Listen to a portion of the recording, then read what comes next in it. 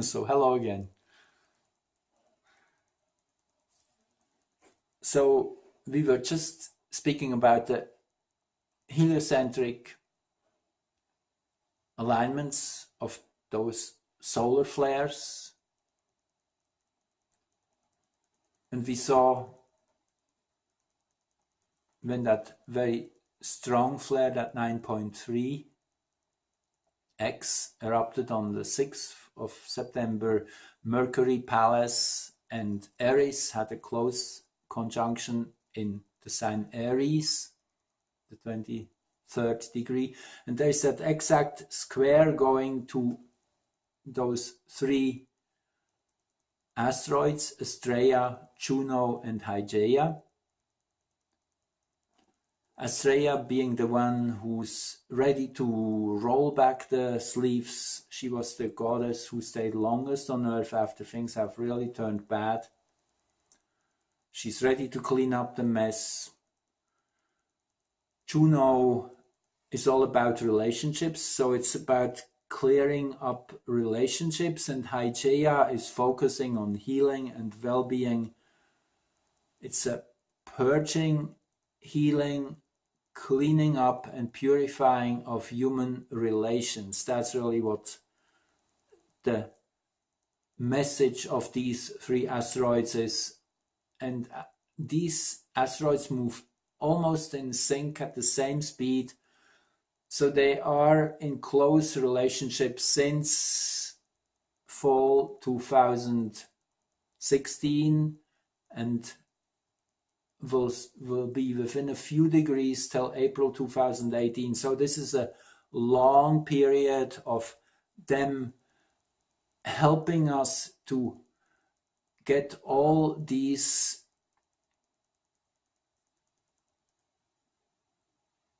energies coming together, purging, healing, cleaning up, and purifying relationships. Now, we're not done yet. That heliocentric picture is really amazingly powerful. So much going on, because Jupiter, again, the heliocentric is in the very last degree of Libra on that day when the big flares occurred, and actually just yesterday Jupiter changed into Scorpio as seen from the sun. So it was that really very last stretch of Libra, that last degrees often are called critical. They're very charged. It's kind of that last moment before the door closes we have to accomplish and get everything done. So there's certain pressure, and I guess these flares really made that ever more clear. Now, as Jupiter has entered Scorpio now, as seen from the sun's perspective,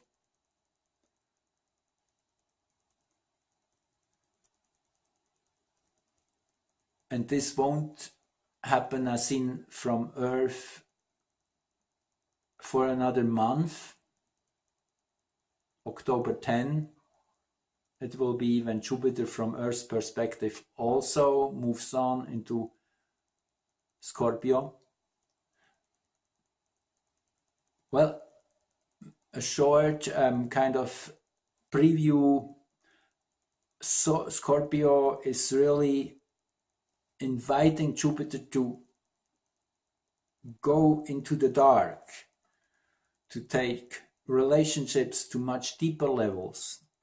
And Scorpio is one of the signs of the third quadrant of relating, of deeply meeting, intimately meeting, to get emotionally involved and awaken the passions.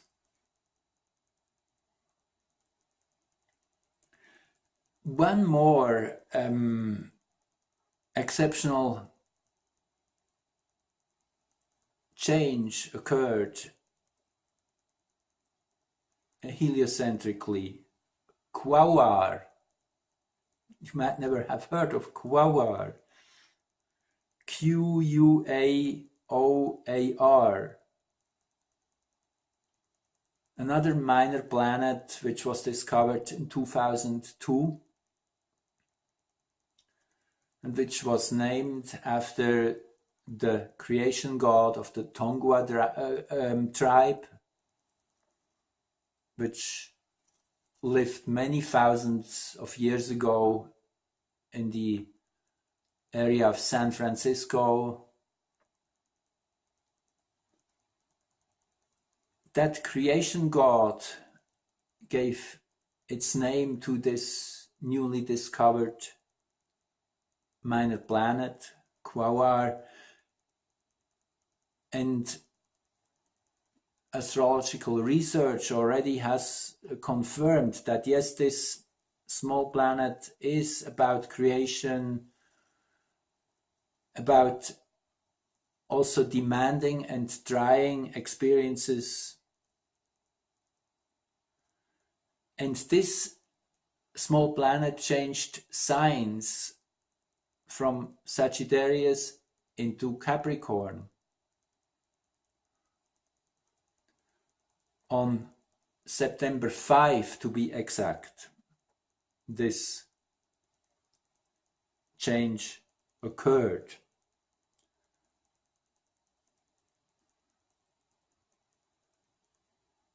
So this creation energy moving from the fire sign of Sagittarius, where ideas were refined for many years, because Quaoar is about as slow as Pluto, takes about 15, 20 years in one sign. So this is a rare moment when this small planet has been changing signs. So after 15, 20 years of refining these ideas, now as this energy entered Capricorn, it's about getting more real, on manifesting, on crystallizing and bringing it down to earth, taking a realistic approach. And again, it can be demanding and trying experiences to be placed under pressure. We are forced to question and to be constructive, to work towards clarification. It's a spirit of discovery which is implied, but it's absolutely worth it. If we go through all these challenges, the rewards will be big. That's what Quaoar is saying.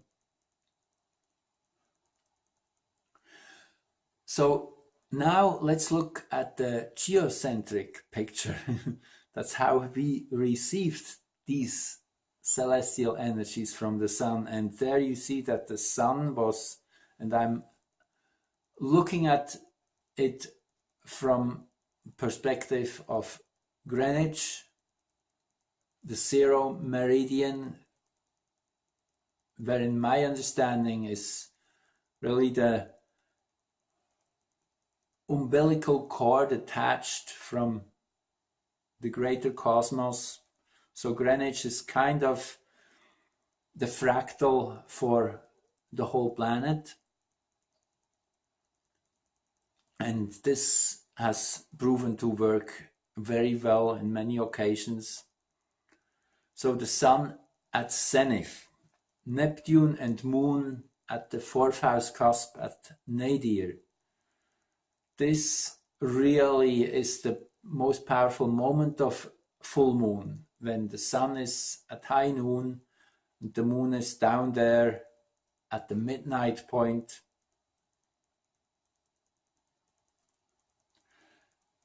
Now, I mentioned it before already in this chart. Mercury is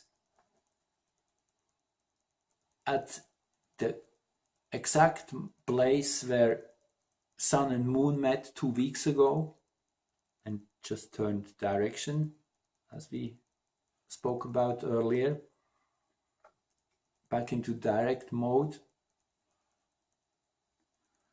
And very interesting, actually, upon the arrival of the coronal mass ejection, that is the particle stream which was ejected from the Sun by this series of huge blasts, which are basically charged hydrogen atoms which are traveling at up to a couple thousand kilometers per second, but still way slower than light speed, which is what the X-ray pulse is coming at us within 8 minutes. Actually, when we see it, then it's already here. So anyway, the coronal mass ejection, which is kind of like the slower but more physical impact, usually takes about at least 24 hours to travel from Sun to Earth. Again, depending on the intensity, on the speed it is accelerated to. This one took about 35 hours to reach here. Anyway, what I want to say is that at that moment when that wave hit the geomagnetic sphere around Earth, our ionosphere, when the geomagnetic storm was ignited, at that moment Mercury was exactly at 2852 Leo to the minute, where the solar eclipse had happened 2 weeks earlier. I find that pretty amazing. It really shows that these flares and the eclipse have a deep intrinsic connection with one another. And just to say it once more, Jupiter and Eris had their opposition on September the 9th, the third one. And in 20 days, on the 28th, Jupiter will oppose Uranus, will be the last aspect, the last big aspect Jupiter makes, before then changing into Scorpio by October 10. So anyway, I just really wanted to give you my perspective. These flares were a great activation. There are plenty of signs that divine energy is behind all these energetic releases, that this is a very accurate and exact timing. And it's confirmation that we're moving into the right direction. And certainly there's some background noise of difficult stuff going on, which we have to deal with. But we really have to embrace the shadows. And that won't be an easy thing. I mean, just thinking of all the really dark stuff of satanic rituals and severe child abuse. And these things will take time to fully surface. It has to unfold in a natural rhythm, so we can absorb and digest all of this without losing our minds. So yes, it's just one step at a time. And we have to trust that we do the right thing at the right time and dare to speak up and be courageous. But overall, yes, transformation is happening. And 2017 is the year of breakthrough. Now, I want to end here saying that many people are speaking of September 23rd as being a difficult or whatever eventful day. I don't think so, looking at astrology. I think more so October, particularly as we approach new moon on October 19, that looks as being a very powerful and exciting period starting. October 19, the new moon will be opposing exactly Uranus. Huge surprises will rattle reality, shake it through, give it a bit of a new definition. So anyway, this is kind of the energy, in my opinion, how things will evolve, unfold. And probably starting around the 10th, when Jupiter enters Scorpio, 10th of October to the 15th, building up 19th, new moon, and then usually the waxing quarter moon, which is a week after new moon, around the 26th of October. That's when I think really we see quite big action changes, revelations. Anyway, I will leave it at that for now. Thanks so much for tuning in and listening, and victory to the light.